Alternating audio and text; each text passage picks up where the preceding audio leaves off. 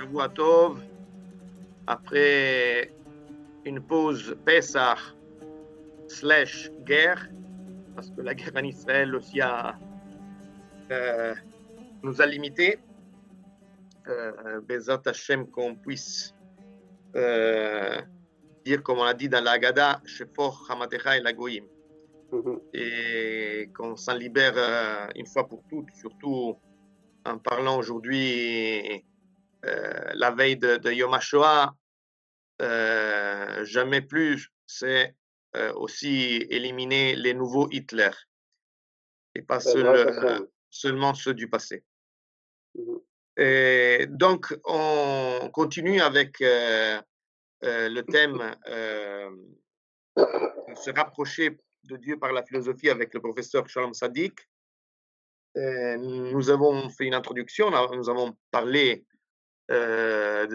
sur la question de peut-on vraiment se rapprocher de Dieu par l'intellect, et la réponse était clairement oui, voire un oui absolu. Et là, je voudrais aborder avec vous, professeur Sadik, le thème de l'âme. Qu'est-ce que l'âme selon les philosophes juifs du Moyen-Âge? Est-ce qu'il y a une différence entre l'âme et l'intellect? Est-ce que l'âme est-elle immortelle? Comment est-ce qu'on perfectionne cette âme? Et comment est-ce qu'on... Ça, c'est déjà un thème beaucoup plus long, mais est-ce qu'on peut atteindre la prophétie par le biais de l'intellect? Voilà, est-ce qu'il y a des différences entre des visions parmi les différents philosophes juifs? Et c'est un thème large, mais je pense important d'aborder parce que c'est la porte vers la pensée de la philosophie juive, à mon avis. Nous avions mentionné les Shmone Prakim, les 8 chapitres du Rambam, lors de la première vidéo sur ce thème de l'intellect, et où il décrit sa shita, sa vision de l'âme. Je voudrais développer encore plus ce thème. Merci beaucoup. Alors, je pense qu'on peut résumer la pensée philosophique du Moyen-Âge, la pensée juive du Moyen-Âge, en 3 voire 4 genres ou théories différentes concernant l'âme. Les 2 premières, qui sont les théories les plus importantes, viennent d'un assemblage entre la théorie de Platon et celle d'Aristote, et la deuxième est plutôt aristotélienne orthodoxe, on peut dire.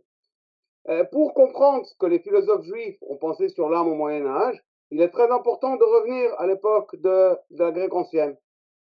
Il y a en fait dans la philosophie grecque 2 théories concernant l'âme.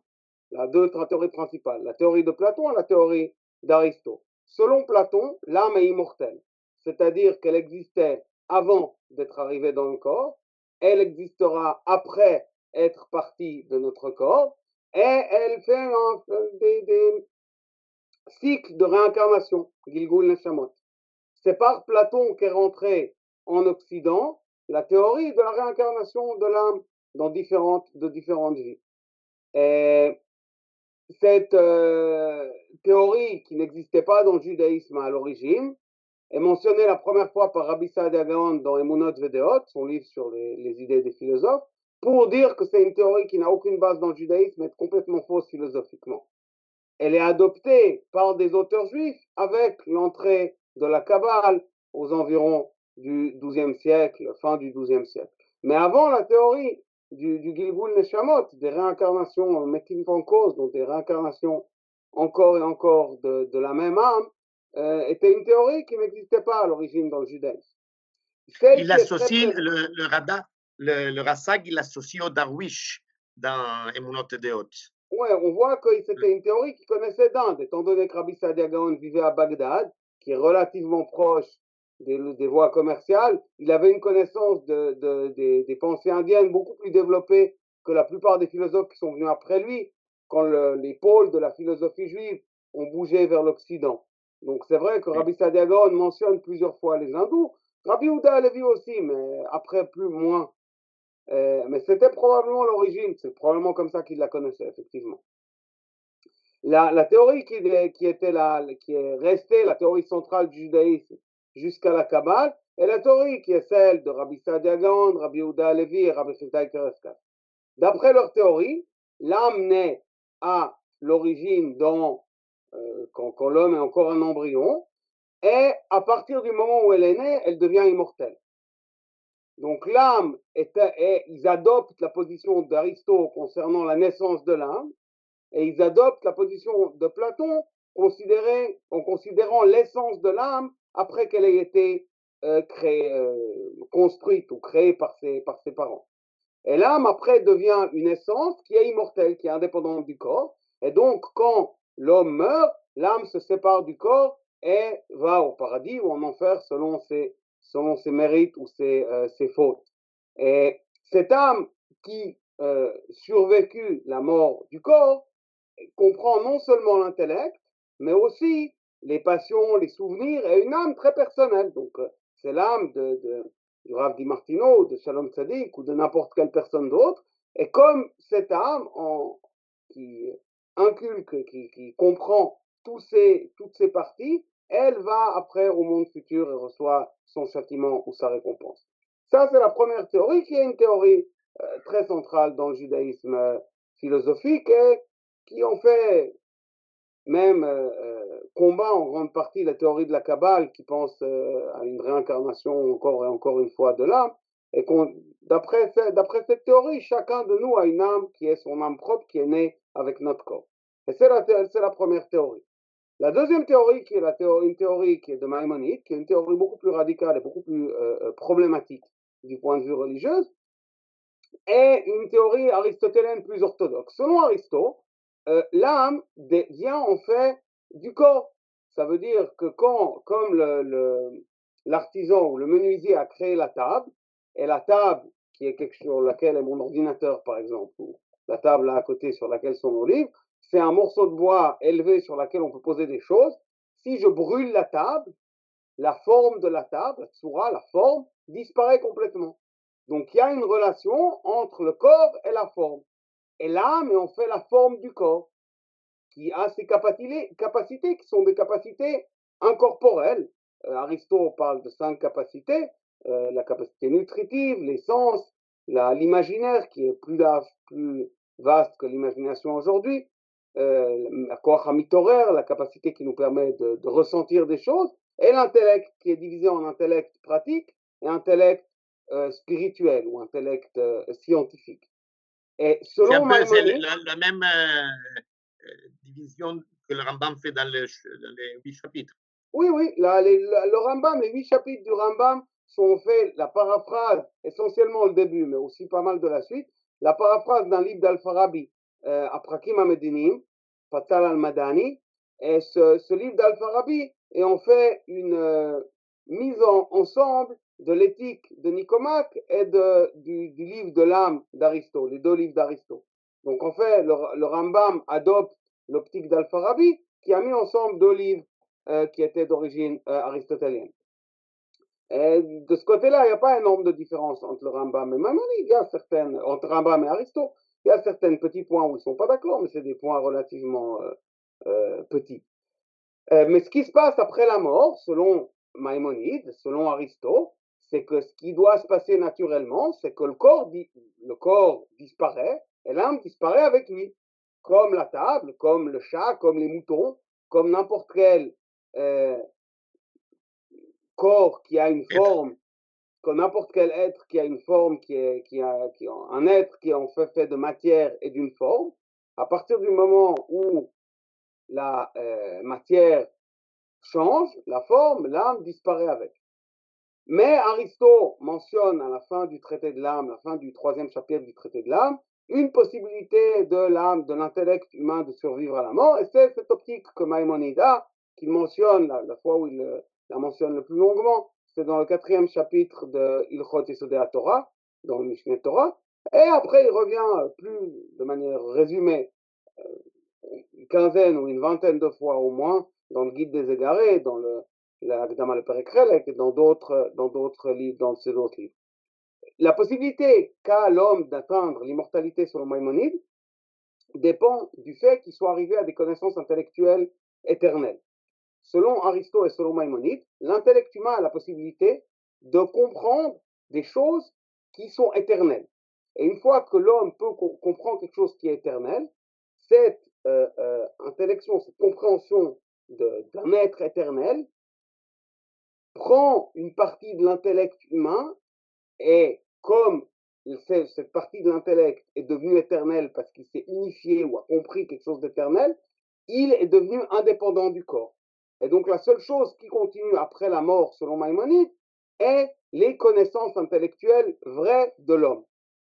Cette opinion de Maïmonide est particulièrement extrémiste, elle a été attaquée par plusieurs rabbins importants après, y compris Nachmanide, parce qu'en fait, ce qu'il dit, c'est que l'immortalité de l'âme ne dépend pas de la pratique des commandements, mais de la connaissance théorétique.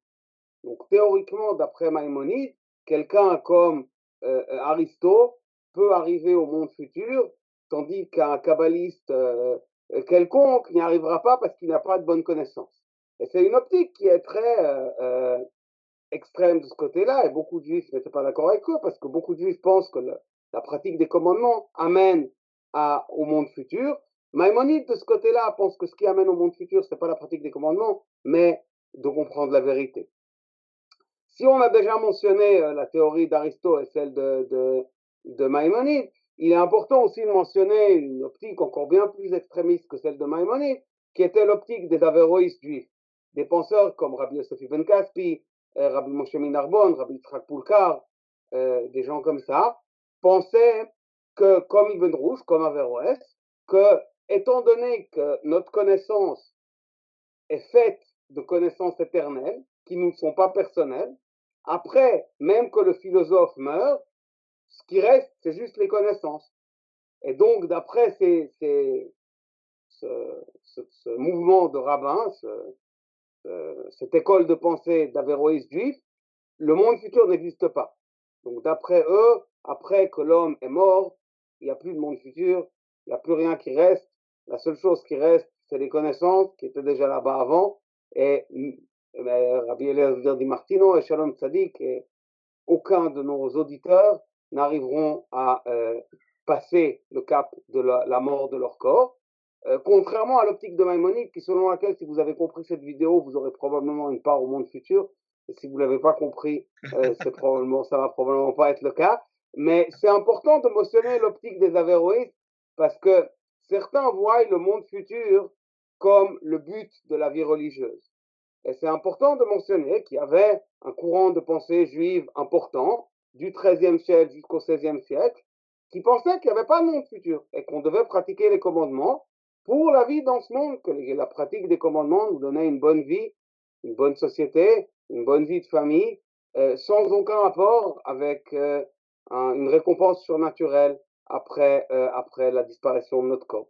Rabbi Chizda Kereskas a une optique encore un peu différente de celle de Rabbi Yehuda Halevi, et il pense aussi que l'âme est éternelle, mais il pense que la récompense au monde futur ne vient pas de la pratique des commandements, mais de la Ahavat Hashem, de l'amour de Dieu. Et si quelqu'un a beaucoup d'amour de Dieu et pratique moins de commandements, parce qu'il est né dans une société moins religieuse, parce que c'est plus difficile pour lui de pratiquer les commandements, il aura une récompense plus grande au monde futur, même que le nombre de commandements qu'il pratique est inférieur à celle de quelqu'un d'autre. Donc selon Rabbi Chizda Kereskas, ça dépend en fait des efforts de l'homme pour aimer Dieu et pratiquer les commandements, et pas du nombre de commandements.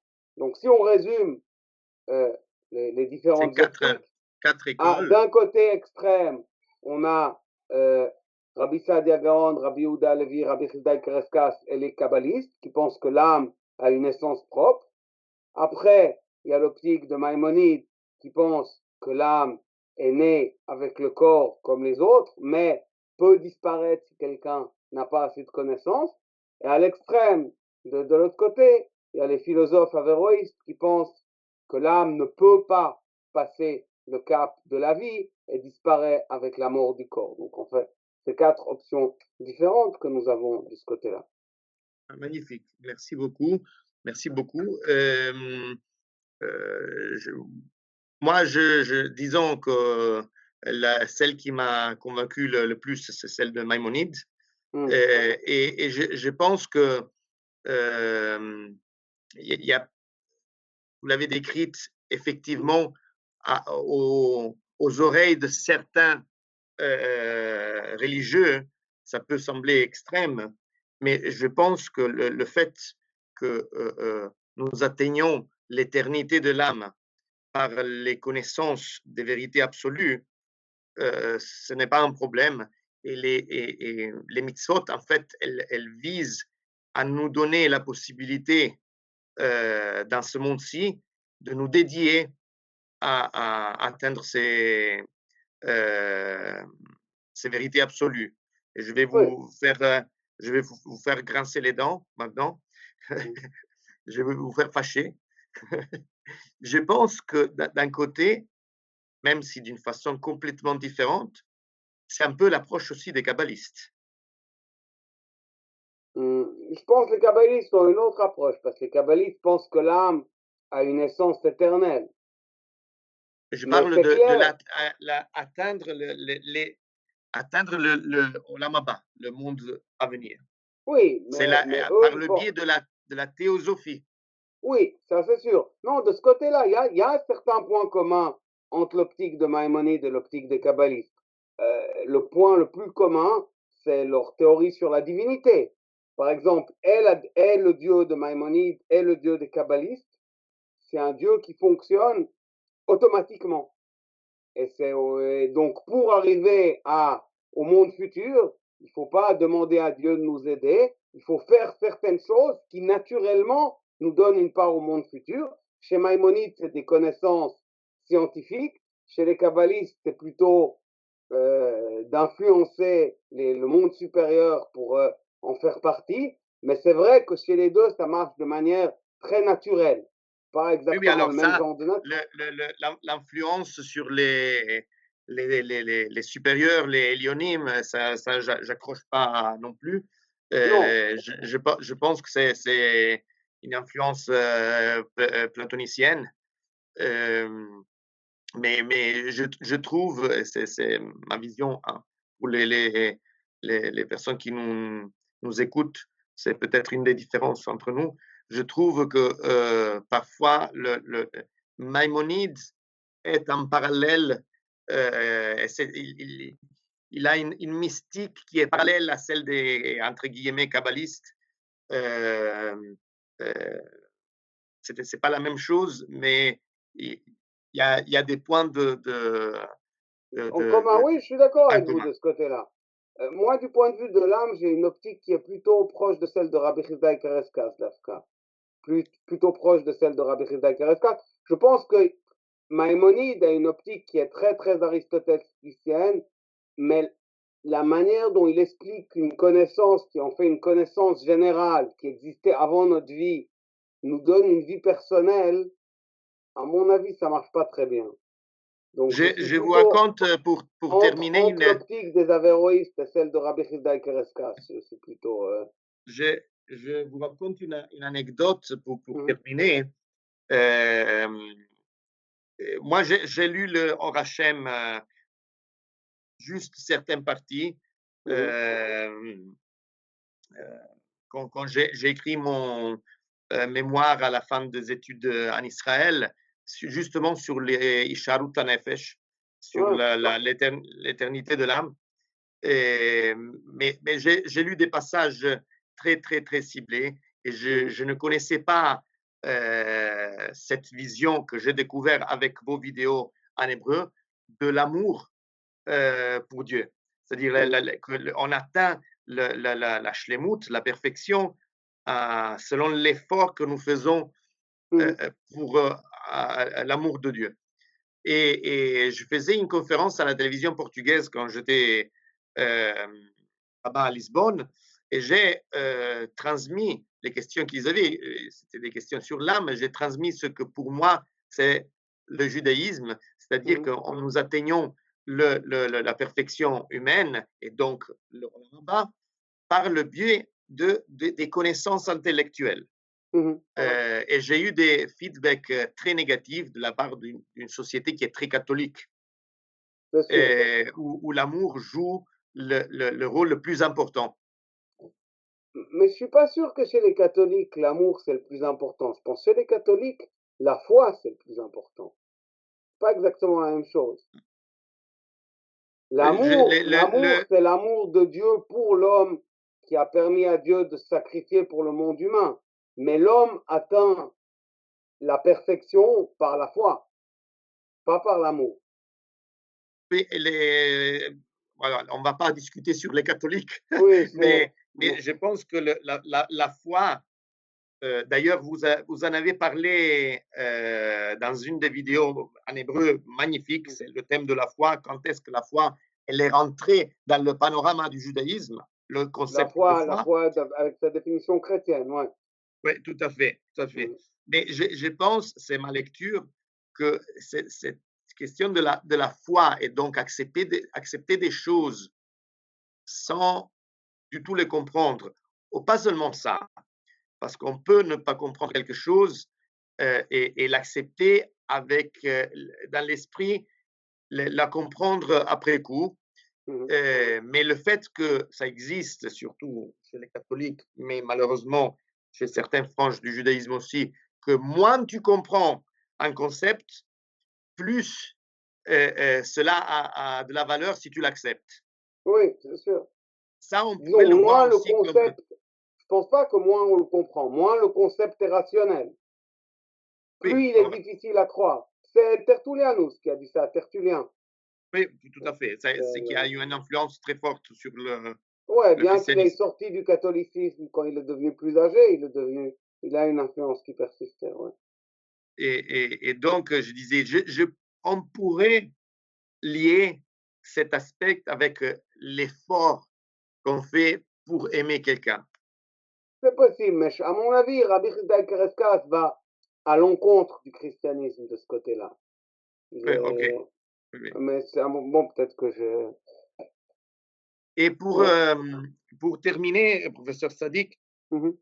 euh, le, l'âme, le concept de l'âme que vous avez décrit très bien en moins de 20 minutes, nous amène vers la perfection et la prophétie.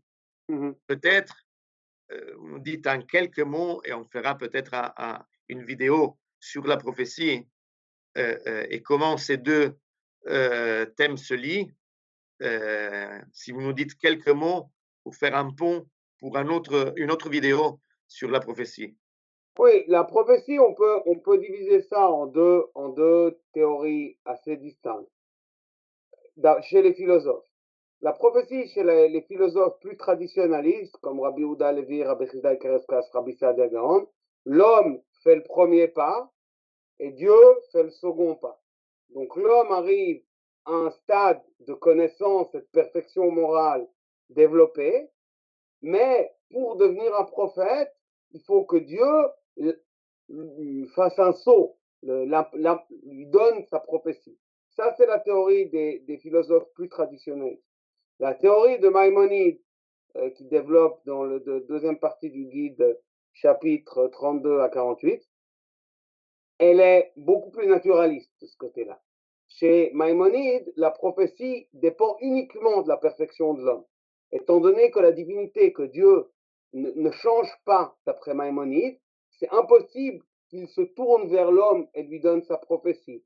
Donc ce qui arrive chez Maïmonide, c'est uniquement des perfections humaines qui dépendent de trois axes de perfection, on peut dire, l'intellect, la morale et la force, la koach hamedameh, la force imaginative, qui ensemble amènent, ces forces existent chez chacun de nous, ces capacités existent chez chacun de nous, mais qu'on dépasse une certaine limite, l'homme devient un prophète. Donc en fait, chez Maïmonide, il n'y a pas de saut, il n'y a pas de lapse of faith, le saut de la foi, Oui. ou le don de la prophétie. Chez Maïmonide, c'est l'acquisition de la prophétie. L'acquisition de la prophétie qui dépend en fait du développement de capacités humaines que n'importe quelle personne a. C'est-à-dire, il n'y a pas une étape post-rationnelle Non, qui mènerait à la prophétie. non. Donc, chez Maïmonide, c'est juste rationnel. Il y a quelque chose qui est pas complètement scientifique, parce qu'il y a aussi de l'imaginatif. L'imaginatif donne à la personne la capacité de transformer des connaissances théoriques en connaissances pratiques sur le futur. Donc en fait, ce qui se passe quand le prophète parle du futur, il devine le futur. Il ne le connaît pas, parce qu'étant donné qu'il y a du libre arbitre, c'est impossible de savoir scientifiquement ce qui se passe dans le futur. Donc le prophète devine le futur en se servant de ses capacités, son intellect, ses capacités morales et sa force imaginative. La moralité lui permet de ne pas être tiré par des mauvaises penchants ou des mauvaises, son orgueil ou son trop d'humilité ou de ce genre de choses. L'intellect lui permet de connaître la théorie et l'imaginatif lui permet de transformer les connaissances théoriques en connaissances pratiques. Oui, oui, oui. Ça, c'est assez clair chez Maïmonide. Oui, ça Moi, c'est effectivement. je trouve que ce que vous avez décrit, c'est-à-dire le prophète qui devine Mhm. l'avenir, même s'il le fait par c'est-à-dire le biais de sa rationalité, elle est déjà en soi flip, un saut de niveau. Oui, c'est un saut, mais c'est chez Maïmonide, il y a aussi un, la, la différence entre un humain normal et un prophète, elle n'est pas si claire. Il y a des niveaux intermédiaires, comme Roi HaKodesh, ou des choses Oui, comme ça, qui sont en fait au milieu. Donc, il y a pas, c'est pas quelqu'un devient prophète sans le savoir. Euh, il oui, pense, et il essaye de se perfectionner, et tout d'un coup, il passe à un niveau de prophète. C'est comme par exemple si vous avez un coureur olympique qui arrive à dépasser, descendre au-dessous d'une certaine vitesse. oui, Euh, oui. Ça fait des années qu'il travaille dessus et la différence entre faire un marathon entre 1h50 et 2h10, elle est très importante pour ceux qui font des marathons ou 2h, 3h30. Mais pour un coureur professionnel, c'est une lente perfection. Euh, J'aime cette métaphore. Merci beaucoup. Merci à Je pense que vous, pour bonne ce soirée. soir, on va arrêter là. C'est un thème fascinant qui peut prendre des heures. Et on se voit la prochaine fois avec un thème aussi lié, la providence et le libre arbitre. Ah, parfait. C'est des questions existentielles tout- toutes les époques, je pense, Mhm. chez les juifs et chez les non-juifs. Et je vous poserai la question comment est-ce que les philosophes juifs du Moyen Âge abordent ces thèmes. Merci beaucoup, à la prochaine fois. À la prochaine fois. Kol Mhm. Tuv. Bonne